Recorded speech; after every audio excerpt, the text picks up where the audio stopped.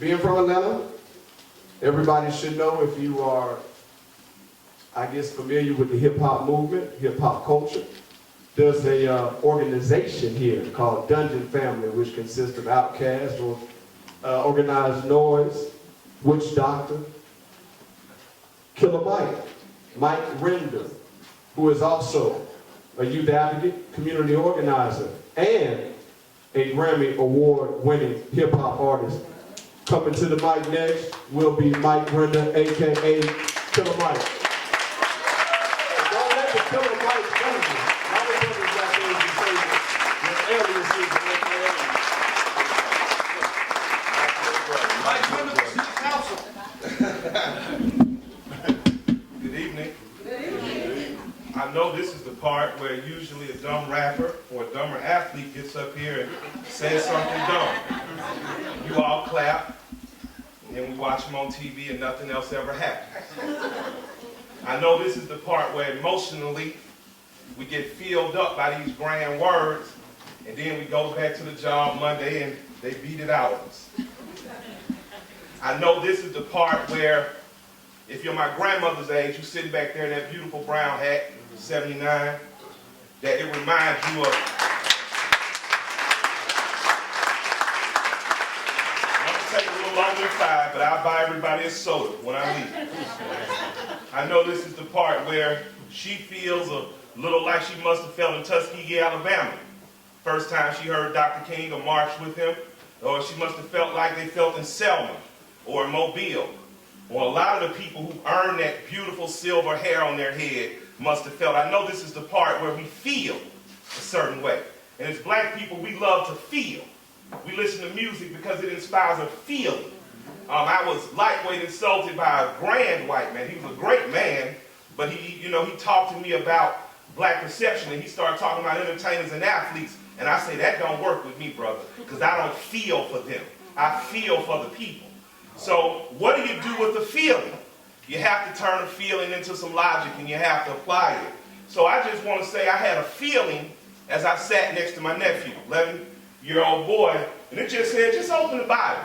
And anybody who knows me know I'm not into the spooky stuff.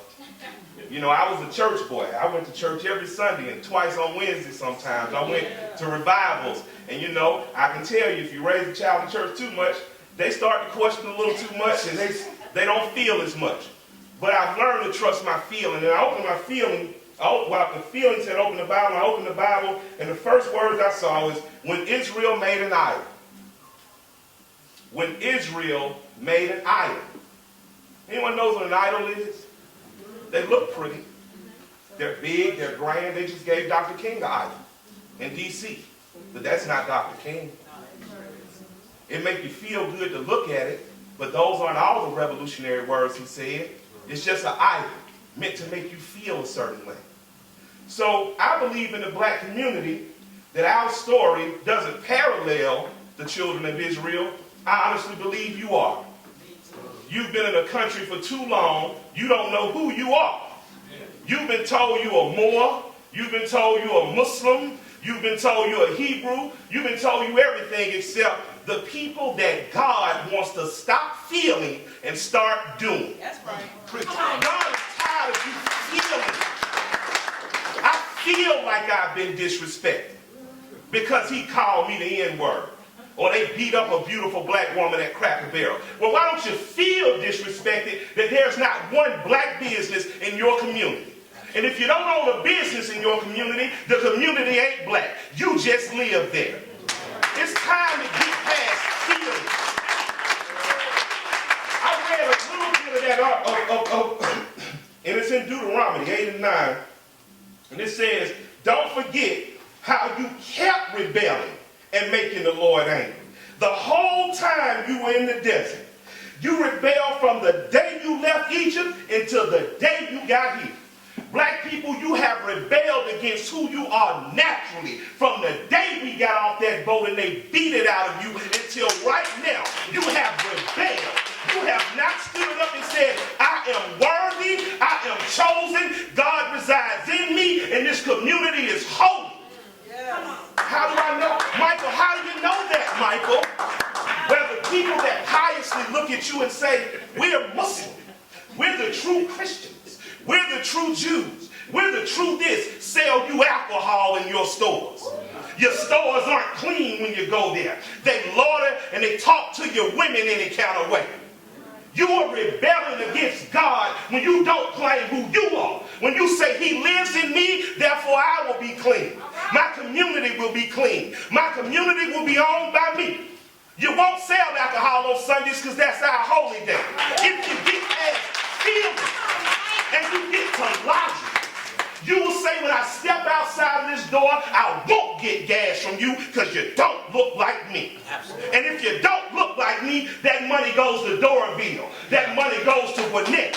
That money goes to Loganville. That money goes down to Macon. But it never makes its way to your home because you're too busy feeling and not busy doing. God will continue to turn his back on you as long as you're feeling. He wants to wipe you off the face of the earth because you've rejected all these great and beautiful gifts he's given you. But all this gray hair in the room that suffered so you didn't have to is the only thing keeping his hand from wiping you off. I was in Louisiana a few weeks ago down there. Brothers opened an art gallery. My brother said, Mike, as bad as Katrina was, I got to tell you, leaving Louisiana was the best thing that happened to me. I came to Atlanta. I got my credit together. I changed my focus and goals, and I returned a man when I left a boy. He stopped feeling and he started doing. It's time that our women stop feeling they carry the whole load, and it's time that we raise these boys to be entrepreneurs and not worker ants for a corporation. It's time where if you're unsatisfied with his father and the men you've dated and they didn't work out, it's time to raise what you wanted so a woman will have it in 20 years. It's time to stop feeling. It's time to start doing. My grandfather told my cousin, I know I bounced around because I didn't have anything prepared. I didn't know if I wanted to do it, but it felt like the right thing to do. So I'm going to apply logic. My grandfather told my grandmother first. She had me follow a man named Mr. Simmons and learn how to nail stuff in wood. And that's how I knew I didn't want to be a carpenter. It worked too hard. Then she sent me down to her brother. Her brother was a mechanic. I cleaned all the tools, and I say, well, I'd rather clean tools, but you don't get paid as much to fix stuff. I don't like getting dirty. I don't feel like that's the job for me. Then I had a teacher tell me, you're too poor. You're never going to get in Morehouse. You're not smart enough. I took that challenge. I went to Morehouse. I left because I wanted to become a rapper. I had my mind set on being a rapper at 9 years old. Everything I did led up to that. You know why I wanted to be a rapper? Not just because you was famous and you ran across the stage. Russell Simmons was the only millionaire I had ever saw who did not wear a tie. And I hated wearing ties. And I went to church every Sunday. That's 52 ties a year, 104 ties every 2 years. So I said to myself, every business owner I started seeing, they was always in a polo style shirt. I'm in this polo style shirt today, not to disrespect you, because I own a business. I don't have to dress like you want me to. I dress like I want to, because I don't feel it. I own it. My grandfather told my cousin when I got a record deal, I'm so glad it worked out for him, because the boy wouldn't work. He ain't hitting on But what Grandpa didn't understand is that I had saw my grandfather go to Chattahoochee Brick day after day. I saw him have a heart attack. I saw him say, if you keep smoking, you're going to die. And he stopped smoking that day. And he stopped drinking that day. And he promised me and my 2 sisters, because our grandparents raised us, I'm not going to die till y'all get out of school. He died a week before my sister graduated almost magna cum laude out of Dillard University. And he didn't die in no bed with stuff hanging out of him. He died fishing. I told my grandma he died doing what he loved to do. She said he loved coming home sleeping in his bed right here too. He should have came home. But all that to say, I saw him work too hard. I saw him come home too dirty. I saw him misused and abused by corporations too many times. And I decided very young, that's not going to be me. I saw my father work over 20 years at the gas company, and he'll be 61 years old when he retires, and finally able to vacation. Too much. Enough of it. This must end now. With over feelings. I don't care if you rap. I don't care if you're an athlete. If your rappers and athletes are not opening business in your community, boycott their teams, and that's how they go.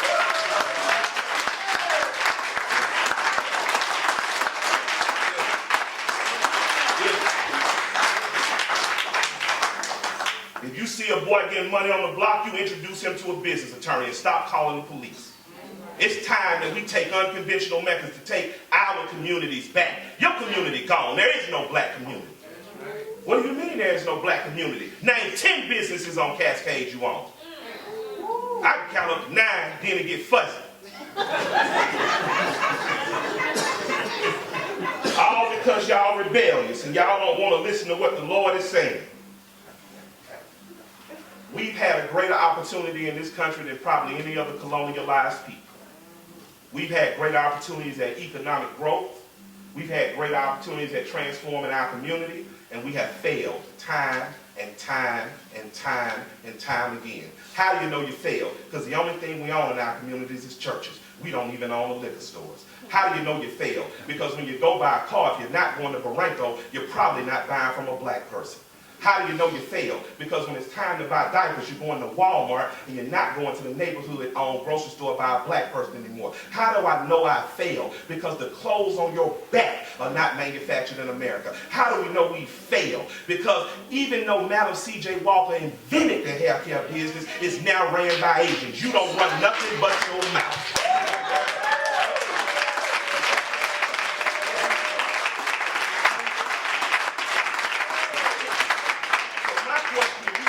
Now that you know my feelings ain't worth the job I got fired from, what are you going to do to get past your feelings? And so I challenge you, before you go buy that used 760 or that used Charger, to buy a used house along Simpson. Buy a used house in Adamsville. Buy a used house in Carrollton for about 7-8 grand. Get in there with your own 2 hands, paint and repair that house, and rent to the next wave of people that are coming in. Because you're about to lose your community. Don't you let nobody come up here and tell you any different. Don't you let nobody come up here and lie to you and tell you ain't happy. When you drive down Cascade and you turn in that Home Depot, it begins to be fewer and fewer brothers on the side of that street asking for work, because it means you haven't been giving them work. See, we do a lot of things to feel superior in our community. Our women go get their toes and their nails done, and they go to Asians because it feels a little good to have somebody who don't look like you do stuff for you. But I'm here to tell you, you've gotten away from doing stuff for yourself. You shouldn't enter a nail salon that don't look like you. You shouldn't enter a hair place where the accent is different from yours. Because that money's going back to West Africa. There ain't nothing wrong with being African American. But you better keep that money American than African. It ain't nothing wrong with building cross-cultural alliances. But you better make sure your dollar stops going to Doraville. Because when your little boys need jerseys, you should be able to go to a black business and be sponsored, not begging on the side of the street. I stopped by the gas station on the way. 18-year-old boy is like, can I have some money to get to work? You're lying to me. You're not going to work because you're dirty, you're weak of alcohol and marijuana, your pants are so far down they would never hire you, and your hair is nappy. And I'm a rapper. You look like we say you're supposed to. But you're not going to work, so don't lie to me. But what you can do is pump my gas and I'll give you $2 because that's a job. It's time we stop flexing. Y'all ain't heard that word. We flexing. That's the new word in the street, Mr. Beasley. We flexing. You know, the bodybuilders, they get up there, they don't eat for a week, they dehydrate themselves, their muscles look bigger, then afterwards they fall out for the die because they flexing. It's time to start flexing and start doing something. And what we need to do is very simple, and I'm going to get out of your way. We still control 2 things in our community. The act of getting our hair cut and the act of getting our hair done. You let the Asians do your nails and your toes, you won't let them touch your weed. That's a word to my wife's hairdresser. So this is what we're going to do. We're only going to get our hair fixed at places that look like us. We're going to seek out black nail technicians, and we're only going to support them. We're going to only support the black barbershops. But we're going to demand that brushes be sold in our barbershop so we don't have to enter their beauty stores anymore. You're going to find out where a Citco that's owned by a black person, and and you're going to drive past those Chevrons and BP, and you're going to go there. And if you don't, what he told you in this book will ring true. If you don't, children of Israel, chosen people, uncountable by the stars in the sky and the grains of sand, if you don't do that, black people, and I've been around the world 4 times, and everywhere I go, I see y'all and you're on the bottom. I repeat, I've been around the world 4 times, and everywhere I go, you're on the bottom. If you don't turn around now, there will be no turnaround for you. There is a system of slavery called prison for your boys. They know that your boys will be going to prison by the time they're in 3rd and 4th grade. Your boys are the new cotton. Your boys are the new cotton. They grow them, they pick them, they pluck them, they stuck them in a cell, they work them for 40 years, they dump them back out on you. Your boys are the new cotton. You are being used for a vote, yet you're not demanding anything back. I don't care if you're Democrat or Republican, I care that you're black. And I care that if they're not doing what's in the best interest of black people, I don't care what color the politician is. I don't care what color the president is. I care what color the constituency is. And the constituency is black. And if you're black, you got to clap for that. Because guess what? Don't nobody love y'all but me. Ain't no other rapper gonna come say this stuff but me. I saw y'all celebrate T.I. Oh man, he got locked up. Oh, good for him. He went back, but he lost the construction company. Huh? Who said, oh wow? Oh wow. Oh wow. Then that means jobs were lost. You should have cried the day they locked them up. You should have cried harder when they locked them back up. It's time that you let this laziness go. It's time that you let the liberalism go. It's time you let your feelings go. It's time you start listening to your friends and your enemies. I listen to WAOK at 750. Okay. Well, why do you listen to 750? Because Clark Howard is on there. Well, why do you listen to 640? Because Dave Ramsey's on there. Well, who's Clark Howard and Dave Ramsey? That's what's wrong with you now.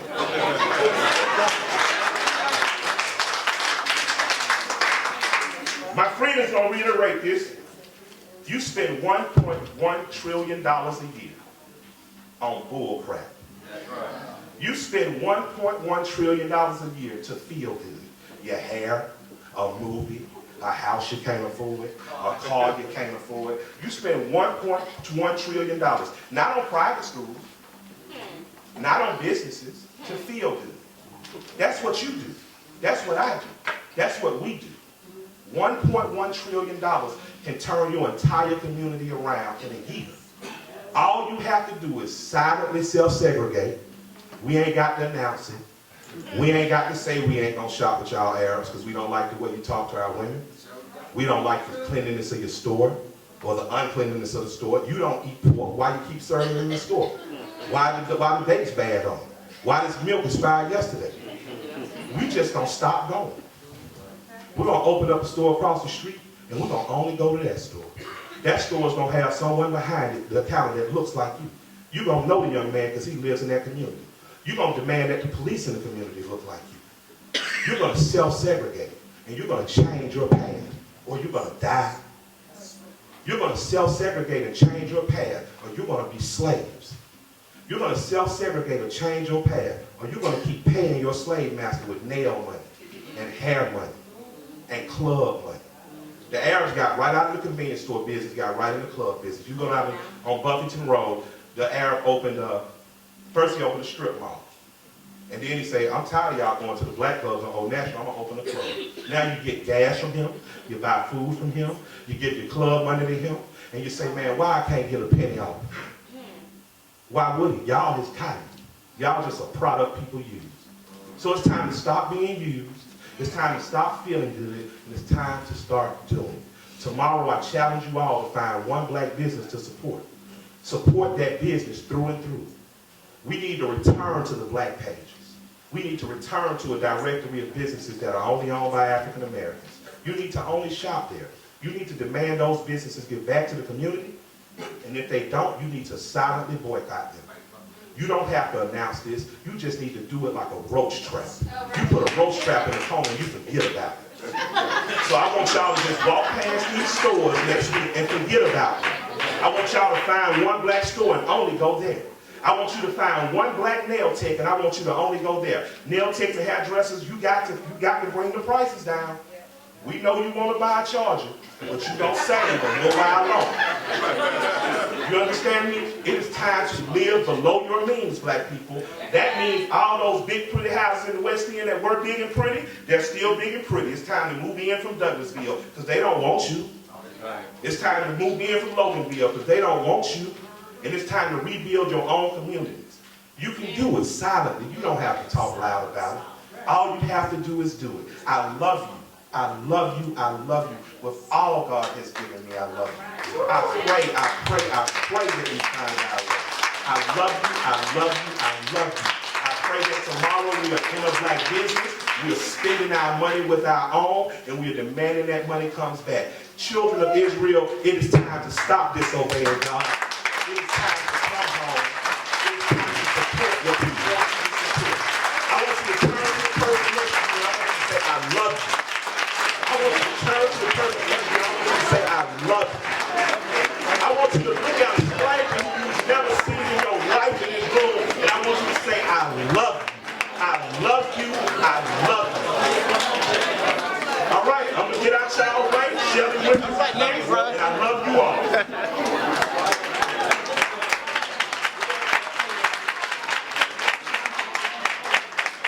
Come on, y'all can do better than that. Y'all get some good information here today.